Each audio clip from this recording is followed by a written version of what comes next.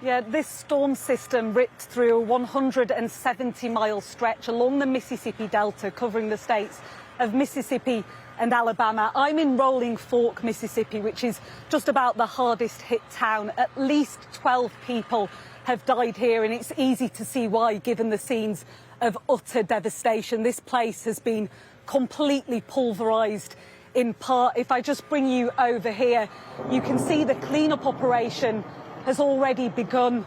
That crane over there is moving in to clear an area which was once the supermarket here, not that you would know. Earlier today, 2 bodies were found in the remains of that structure. I've been hearing all day tales of death and damage, but also of survival. As day breaks in Rolling Fork, Mississippi, there is no question of the path this tornado took. Mounds of wood and corrugated iron bear little resemblance to what once stood here. A diner, a motel and mobile trailers, home to the poorest people in this community.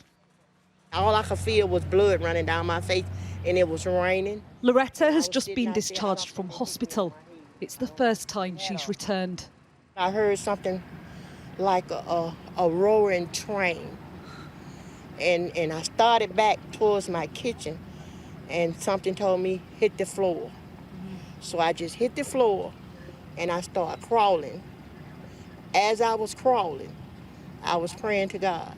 And what hurt me so, people was calling for help, and I couldn't help them.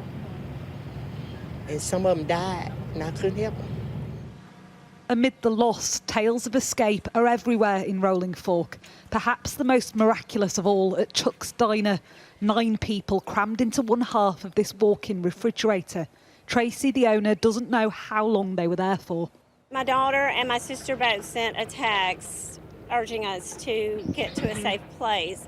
Someone said cooler, if that was me or one of the ladies or who, but we rushed into this unit here.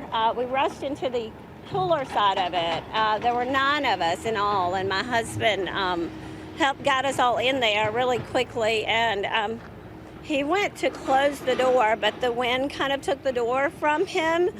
Somehow he managed to get it back, and before he could fully close it, he said, "I see the sky."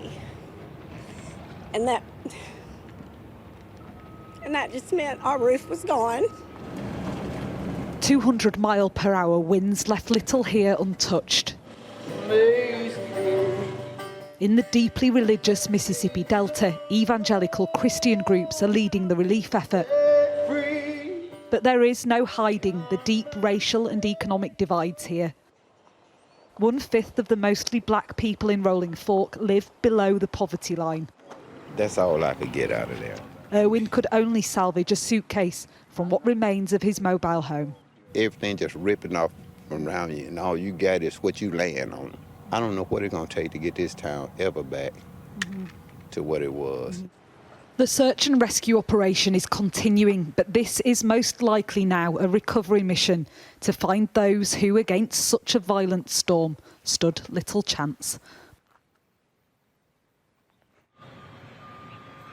People here received very little warning of what was to come. Many describe receiving a text alert on their phone urging them to seek shelter immediately, but before they had chance, the storm was upon them. And you may be able to see behind me the skies darkening once more. You might be able to hear the thunder or even see the lightning. And people here are now worrying about the next storm.